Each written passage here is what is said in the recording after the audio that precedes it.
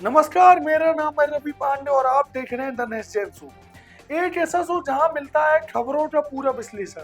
आज इस वीडियो में कई अहम मुद्दों पर बात करेंगे जो देश में चर्चा के विषय बने हुए हैं। ऑपरेशन सिंदूर के बाद लगातार हमारे देश में पाकिस्तानी जासूस पकड़े जा रहे हैं।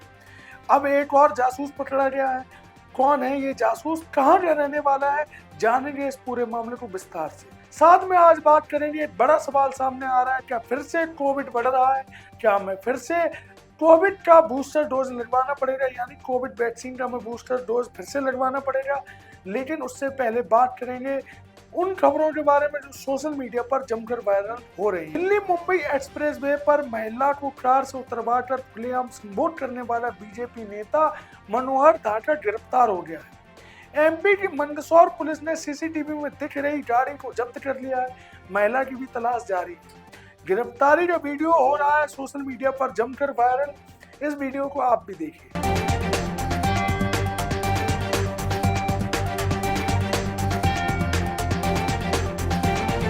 अब बढ़ते हैं दूसरी वायरल खबर की तरफ।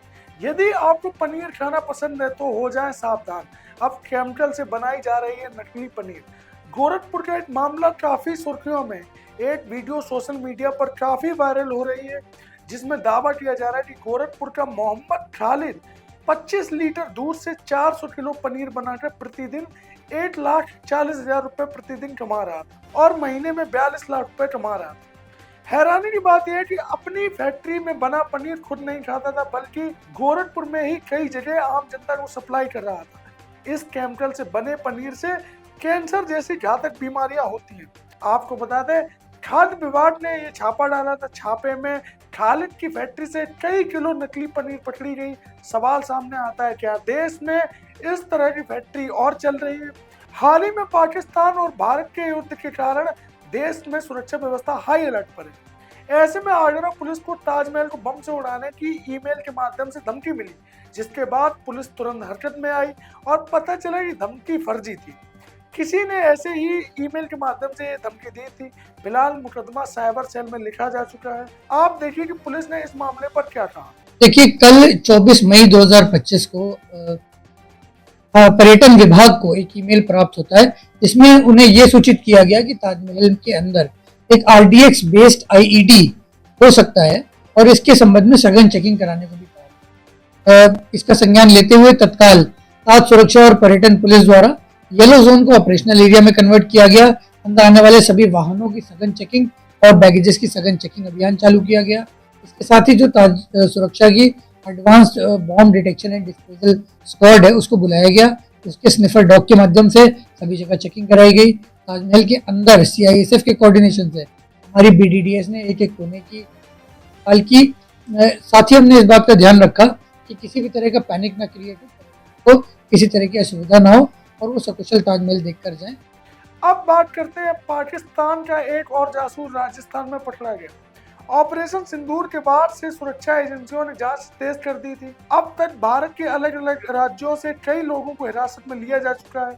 इन सभी पर पाकिस्तान को खुफिया जानकारियां साझा करने का आरोप है। इसी क्रम में अब राजस्थान के पहाड़ी गांव के गंगोरा इलाके से एक शख्स पकड़ा गया। इंटेलिजेंस ब्यूरो यानी IB ने गंगोरा इलाके से कासिम नाम के शख्स को हिरासत में लिया। कासिम के पाकिस्तान कनेक्शन के भी सबूत सामने आए, जिसके आधार पर उसे गिरफ्तार किया गया है। फिलहाल हिरासत में लेने के बाद उससे पूछताछ की जा रही है। अंदेशा लगाया जा रहा है कि कासिम ने पाकिस्तान को भारत की कई अहम जानकारियां दी। यह भी जानकारी मिली है कि कासिम ने पाकिस्तानी महिला से शादी की है। ऑपरेशन सिंदूर के दौरान वह पाकिस्तानी महिला से बात करता था। कासिम पहले दिल्ली में रहता था, अचानक गांव आया और फिर उसने पाकिस्तान का वीजा भी बनाया। इसके बाद कासिम पाकिस्तान गया, जहां उसने पाकिस्तानी महिला से शादी भी की। फिलहाल उससे पूछताछ की जा रही है और उम्मीद की जा रही है कि बहुत जल्द कई नए राज सामने आएंगे। बड़ा सवाल सामने आ रहा है, क्या पाकिस्तान की महिलाएं भारत पर टूरिस्ट वीजा पर आकर यहाँ पुरुषों से संबंध बनाकर जासूस बनाने का कार्य कर रही है? क्या ये सब पाकिस्तान की तरफ से पूरी प्लानिंग के तहत किया जा रहा है? फिलहाल इसकी जांच चल रही है और देश में आए दिन जासूस पकड़े जा रहे हैं। एक बड़ा सवाल सामने आता है कि आखिर एक ऐसा वर्ग जो आए दिन चर्चाओं में रहता है अपनी आतंकवादी गतिविधियों के चलते, जो कि भारत देश में रहते हैं, भारत देश में खाते हैं और उसके बावजूद भारत देश के खिलाफ ही साजिश कर रहे हैं। आखिर ऐसे कितने और जासूस हैं जो देश में सरकार की पहुंच से, जांच एजेंसियों की पहुंच से दूर है? आखिर क्या हम कहीं ना कहीं अपने देश को अंदर ही अंदर हमारा देश खोखला हो रहा है? एक बड़ा सवाल सामने आ रहा है। अब बात करते हैं ऐसी खबर के बारे में जो इस समय सभी न्यूज चैनलों पर चर्चा का विषय बनी हुई है। सवाल बस एक सामने आ रहा है, क्या कोविड यानी कोरोना वायरस फिर से भारत में आ रहा है?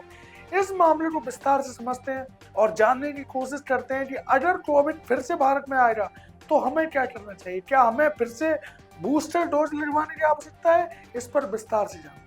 देश में एक बार फिर से कोविड-19 के केस बढ़ रहे हैं। कोविड के नए वेरिएंट NB1.8.1 और LF.7 की एंट्री से लोगों में दहशत है।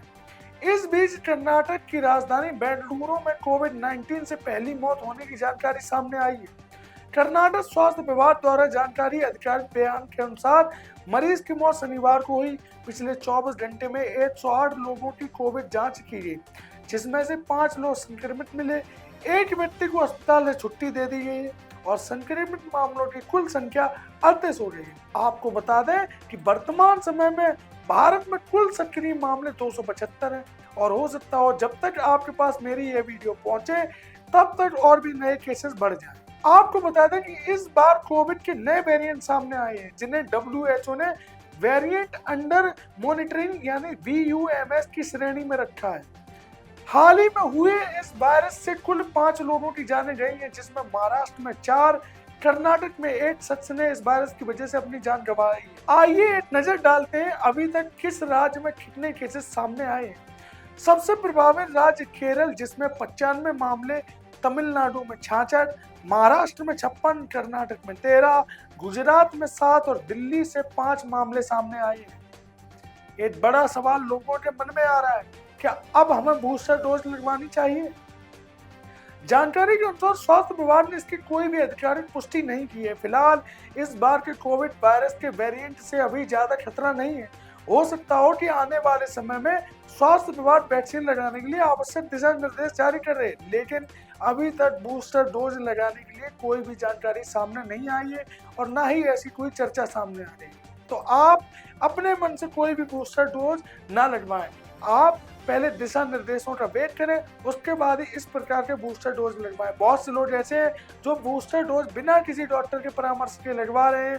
उनको डर है कि कहीं कोविड उनको ना हो जाए। तो अपनी मनमर्जी से कोई भी दवा ना लें, अपनी मनमर्जी से वैक्सीन भी न लगवाएं और जब तक आपको एडवाइजरी जारी ना हो तब तक किसी भी प्रकार की कोई भी बूस्टर डोज ना लें। आपको ये वीडियो कैसी लगी कमेंट में जरूर बताएं।